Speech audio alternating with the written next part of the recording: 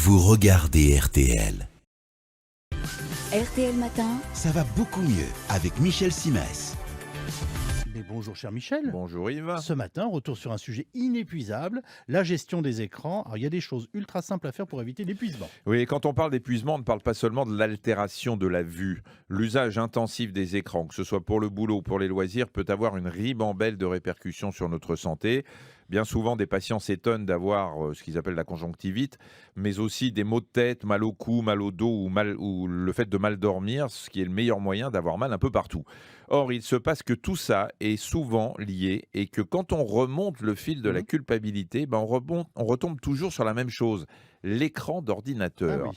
Alors, je vous ai déjà expliqué que devant un écran, on cligne moins des yeux que devant un livre.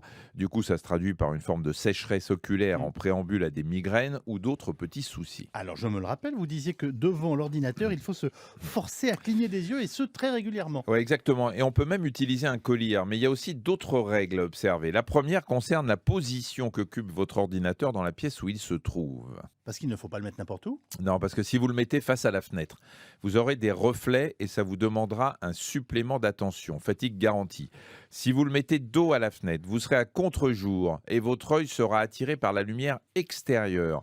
La bonne place pour l'ordinateur, c'est perpendiculaire à la fenêtre. Comme ça, vous bénéficiez d'une lumière indirecte. Est-ce que la hauteur du siège et la distance par rapport à l'écran sont à prendre en compte? Oui, la bonne distance, c'est 50 centimètres minimum. Je le dis parce que je vois des gens qui ont le nez sur l'écran comme s'ils vérifiaient que la résolution correspond bien à ce qui est indiqué sur l'emballage. Quant à la hauteur du siège, il faut la régler de manière à ce que le regard soit légèrement dirigé vers le bas.